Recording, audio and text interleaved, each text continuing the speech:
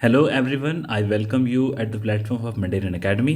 हमारी editorial discussion की series में जो आज का हमारा नया टॉपिक है वो दिल्ली का जो सुप्रीम कोर्ट की तरफ से उसकी कॉन्स्टिट्यूशनल बेंच का मई 11 को जो जजमेंट आया था, उस जजमेंट के बाद में केंद्र सरकार एक ऑर्डिनेंस लेके आई शुक्रवार को। और उस ऑर्डिनेंस को पारित करते हुए केंद्र सरकार ने जो दिल्ली के अंदर government of national capital territory of Delhi है, वहाँ पर उसमें बदलाव करते हुए एलजी को पावर्स देती है कि लेफ्टिनेंट गवर्नर है वो वहाँ पर जो ग्रुप ए अधिकारी होते हैं, जो भी वहाँ पे आईएएस आईआरएस के अधिकारी कार्य कर रहे हैं, इन अधिकारियों की पोस्टिंग, उनका ट्रांसफ़र और उनके ऊपर किसी भी प्रकार की जो अनुशासनात्मक कार्रवाई होनी है, इन सारी कार्रवाइयों के लिए एलजी के पास पावर होगी। और इसके लिए उन्होंने एक कमेटी का गठन किया है और जिस कमेटी के हेड चीफ मिनिस्टर होंगे और उनके साथ दो ब्यूरोक्रेट्स होंगे। तो ये आप देखिए इस प्रकार से चर्चा में इसलिए है कि एक तरफ सुप्रीम कोर्ट की कॉन्स्टिट्यूशनल बेंच जो 2 दिन पहले 11 मई को जजमेंट लेके आई थी, उसके ऊपर शुक्रवार को 2 दिन पहले ही केंद्र सरकार ऑर्डिनेंस लेके आई और उस ऑर्डिनेंस को ला करके उन्होंने सुप्रीम कोर्ट के निर्णय को बदल दिया। जहां सुप्रीम कोर्ट पावर किसको दे रहा था, हमारी जो लोकतांत्रिक तरीके से चुनी हुई सरकार को शक्ति दे रहा था कि इस सरकार के अंतर्गत ही जो वहाँ के ब्यूरोक्रेट्स हैं, जो सिविल सेवक हैं, वो उसके अंदर अकाउंटेबल रहेंगे। परंतु इस ऑर्डिनेंस के बाद दोबारा से ये जो पावर है वो एलजी के पास चली गई। इसमें कई एंगल्स हैं, उन एंगल्स की हम डिस्कशन करेंगे। सबसे पहले आप ये देखिए यहाँ पे हुआ क्या। दिल्ली गवर्नमेंट गई सुप्रीम कोर्ट और मैं आपको एक चीज़ बता दूं, हमने ऑलरेडी इसके ऊपर डिटेल में एक जो इसका जो जजमेंट आया था सुप्रीम कोर्ट का, उसको कवर किया है। आप उसको हमारे नीचे डिस्क्रिप्शन में लिंक दे रखा है कि उस जजमेंट की हम किस प्रकार से उसको रीड कर सकते हैं। और देखिए वो जो जजमेंट आया था वो सुप्रीम कोर्ट की कॉन्स्टिट्यूशनल बेंच का द्वारा था। तो सुप्रीम कोर्ट की जो कॉन्स्टिट्यूशनल बेंच थी उसके अंदर chief justice of India DY Chandrachud साहब, उनकी अगुवाई में और 4 अन्य जजेस ने ये जजमेंट दिया था आपका 11 मई को। और इसमें उन्होंने कहा था कि जो वहाँ की इलेक्टेड गवर्नमेंट है दिल्ली की, वो इलेक्टेड गवर्नमेंट है, वो उसके पास पावर है कि वो किस प्रकार से सर्विसेज या वहाँ पे जो नौकरशाह हैं उनकी पोस्टिंग ट्रांसफ़र उसको कंट्रोल करेगी। यहाँ पे क्या हुआ है, इस निर्णय के बाद गवर्नमेंट ऑफ इंडिया केंद्र सरकार यहाँ पे इसके खिलाफ क्या किया। पहली बात तो उन्होंने इसके जजमेंट के खिलाफ सुप्रीम कोर्ट के अंदर ही एक रिव्यू पिटीशन फाइल किया। रिव्यू पिटीशन से ये तात्पर्य है, यदि आप सुप्रीम कोर्ट के निर्णय से संतुष्ट नहीं हैं और आपके पास कुछ ऐसे आर्गूमेंट है जिसके बेस पे आप दोबारा से सुनवाई करना चाहते हैं, तो रिव्यू पिटीशन फाइल किया जाता है।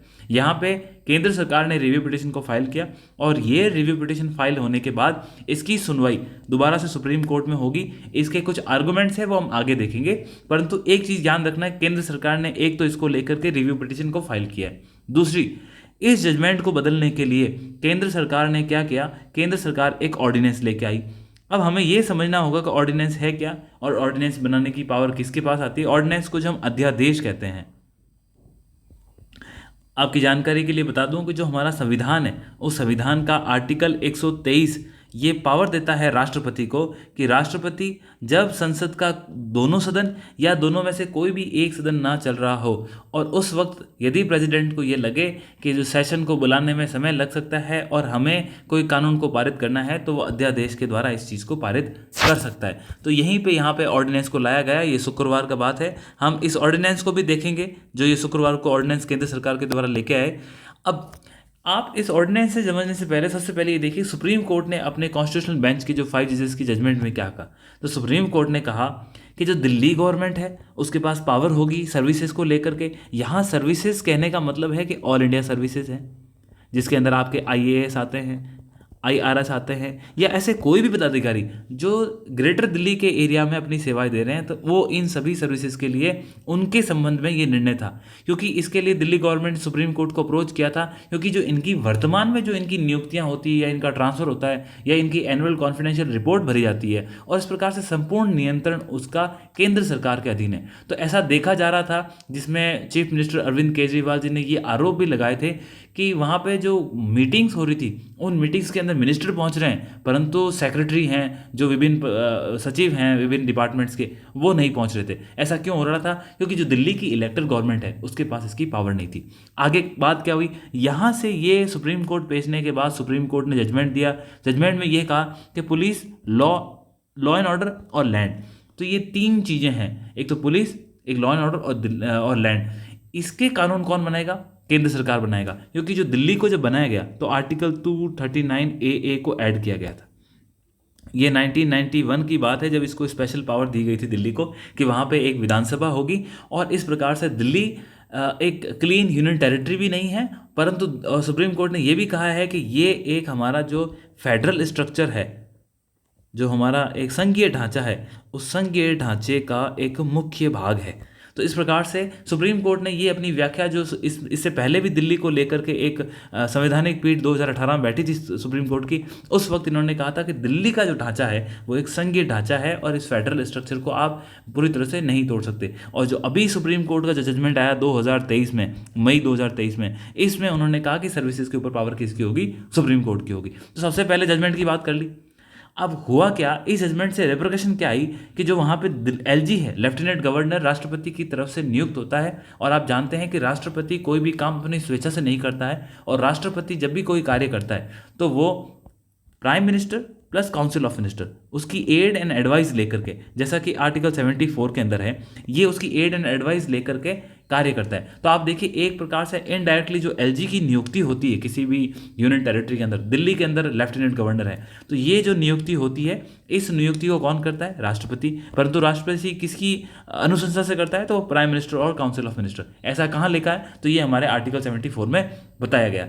यहाँ पर एलजी के पास जो पावर थी वो पावर इसे ले करके वहाँ की इलेक्टेड गवर्नमेंट को दे दी गई। इसके बाद केंद्र ने क्या किया?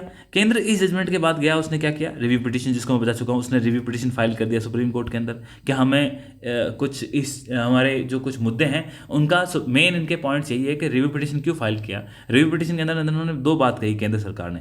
केंद्र सरकार की तरफ से जो सॉलिसिटर जनरल है हमारे तुषार मेहता, ये कोर्ट में रिप्रेजेंट हुए, उन्होंने कहा कि एक तो जो आर्टिकल 239 को जिस प्रकार से रीड किया गया है वो उससे, और दूसरा इस केस की जो हियरिंग होनी थी वो ओपन में होनी चाहिए थी। और उन्होंने कहा कि दिल्ली का जो शासन है वो न केवल दिल्ली को प्रभावित करता है बल्कि संपूर्ण देश को करता है, क्योंकि ये इसकी एक इंटरनेशनल इमेज है। इस कारण से इनका ये कहना था कि ये जो पावर्स है वो एलजी के पास होनी चाहिए, इनडायरेक्टली सेंट्रल गवर्नमेंट के पास होनी चाहिए। तो यहाँ पर इस प्रकार से इन्होंने रिव्यू पिटीशन भी फाइल किया। परंतु यहाँ आप जजमेंट समझ गए कि सुप्रीम कोर्ट ने क्या कहा। सुप्रीम कोर्ट ने पावर दी थी दिल्ली गवर्नमेंट को, और उसके बाद एलजी के पास से पावर छीन ली गई थी। नेक्स्ट, अब रिव्यू पिटीशन के अंदर मैंने आपको पॉइंट बता दिया।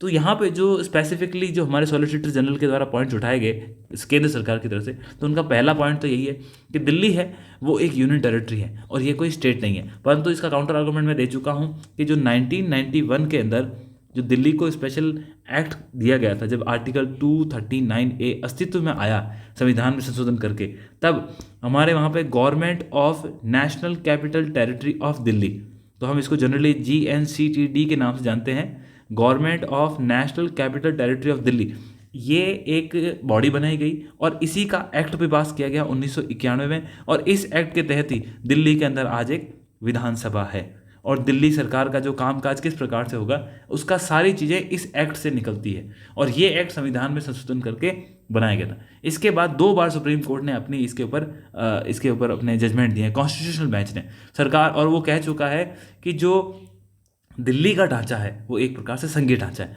तो यहाँ पे केंद्र कह रहा है कि दिल्ली यूनियन टेरिटरी है और ये कोई स्टेट नहीं है, परंतु जो फिर सुप्रीम कोर्ट के अगर पहले के जजमेंट की हम बात करें तो वो तो क्लियरली बोलते हैं कि ये एक स्टेट नहीं है, तो स्टेट से कम भी नहीं है, आप इसको यूनियन टेरिटरी नहीं बोल सकते। नेक्स्ट, ये कह रहे हैं, इनका सेकंड पॉइंट था कि जो जजमेंट है, इस जजमेंट ने दिल्ली को एक राज्य का दर्जा दे दिया है।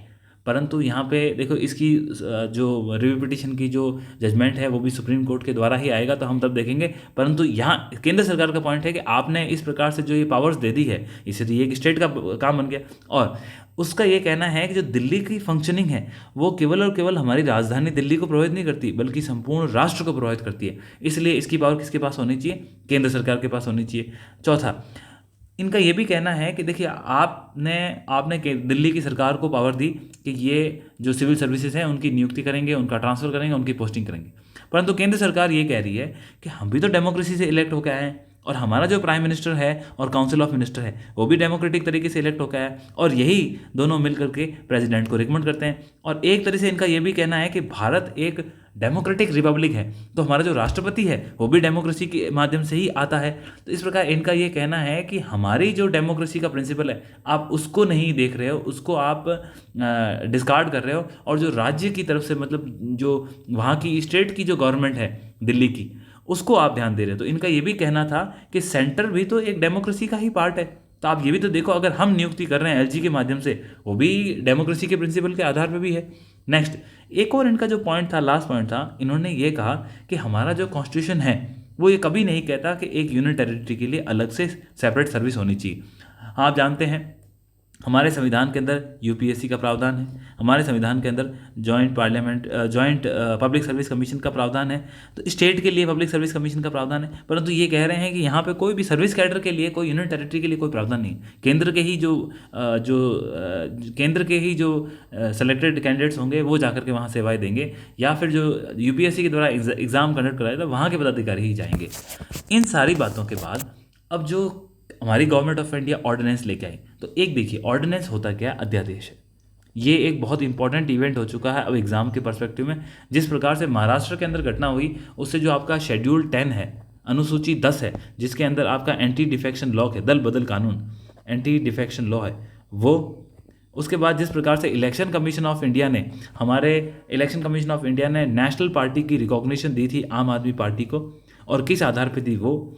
उसके बाद जो इलेक्शन कमीशन ऑफ इंडिया ने महाराष्ट्र के अंदर शिवसेना में कौन सा फैक्शन है वो ओरिजिनल शिवसेना है उसका निर्णय दिया ये। इसके साथ ही साथ महाराष्ट्र के इलेक्शन के अंदर ही विप की क्या भूमिका है, और जो शेड्यूल 10 किस प्रकार से लागू होगा, ये सारे इवेंट हमारे एग्जाम्स के लिए इंपॉर्टेंट है। यहाँ इस जजमेंट के साथ एक कॉन्स्टिट्यूशनल बेंच आपको ज़रूर देखना चाहिए, कॉन्स्टिट्यूशनल बेंच क्या होती है। उसके बाद रिव्यू पिटीशन है, इसके बारे में जानकारी होनी चाहिए, जो मैं ऑलरेडी आपको बता चुका हूँ। और अब एक और चीज़ आपके लिए और इम्पॉर्टेंट हो गई, ये अध्यादेश है, अध्यादेश देने की। इसके साथ एक और चीज़ आर्टिकल 239AA जो दिल्ली के संबंध में है, और ये 1991 के अंदर हुआ था, तो कौन से कॉन्स्टिट्यूशनल अमेंडमेंट के द्वारा इसको पारित किया गया। ये सारी चीज़ें आपको अभी वर्तमान में अपने एग्ज़ाम्स के हिसाब से और आपके कोई इंटरव्यू के हिसाब से इन चीज़ों की जानकारी होना आपको बहुत ज़रूरी है। अब हम अध्यादेश के बारे में देखेंगे। अध्यादेश पारित करने की पावर है वो प्रेसिडेंट को है, और प्रेसिडेंट को आर्टिकल 123 के तहत है। 123 आर्टिकल ये कहता है कि जब राष्ट्रपति है वो अध्यादेश पारित कर सकता है, और उसके लिए कुछ कंडीशन है। कंडीशन नंबर 1 क्या है कि जब दोनों सेशन हाउस में ना हो, ना तो लोकसभा और ना ही राज्यसभा। दूसरा, ये इनमें से कोई भी एक सदन है वो नहीं चल रहा हो, तभी आप अध्यादेश लेके आ सकते हैं। और इसमें ये होना चाहिए कि ऐसा लगे प्रेसिडेंट को कि इमरजेंसी है और हमें ये लाना पड़ेगा। तो यहाँ पे यही काम हुआ। दोनों सेशन अभी नहीं चल रहे हैं, और ग्रीष्मावकाल की छुट्टियां चल रही है, आपको पता है, पार्लियामेंट की। तो इस कारण से अध्यादेश लेके आए इस आर्टिकल 1, 2, 3 के तहत। ये तो पावर राष्ट्रपति की, परंतु क्या स्टेट भी ऑर्डिनेंस लेके आ सकता है? बिल्कुल लेके आ सकता है। स्टेट के अंदर गवर्नर को ये पावर है, और गवर्नर ये जो काम करता है वो आर्टिकल 213 के तहत करता है। आर्टिकल 213 राज्य के अंदर गवर्नर को ये पावर देता है कि आप अध्यादेश लेके आ सकते हो। कंडीशन सेम है, जब आपकी विधानसभा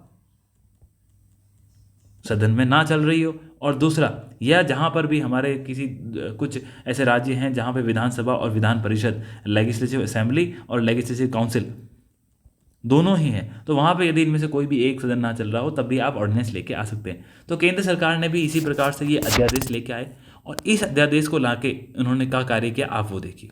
इस अध्यादेश के साथ 1 मिनट प्लीज।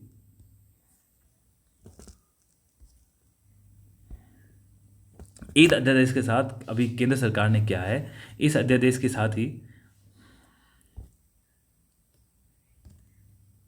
1 मिनट, यहाँ तक आप देख चुके हैं अध्यादेश के बारे में हमने बता दिया। अब यहाँ जो केंद्र सरकार इस अध्यादेश को लेके आई, और इस अध्यादेश को लाने के साथ ही केंद्र सरकार ने एक बॉडी को बनाया है। वो बॉडी कौन सी है?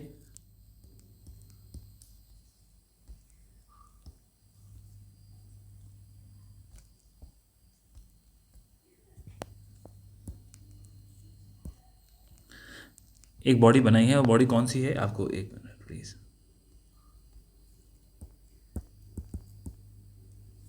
बॉडी कौन सी बनाई है? तो इस ऑर्डिनेंस के साथ केंद्र सरकार क्या किया है, केंद्र सरकार ने सबसे पहले एक ऑर्डिनेंस इशू किया और उस ऑर्डिनेंस के अंदर कौन सी बॉडी बनाई उन्होंने, उसने बॉडी जो बनाई है केंद्र सरकार ने, यार ये कुछ इश्यू हो गया है, I am really very sorry for this.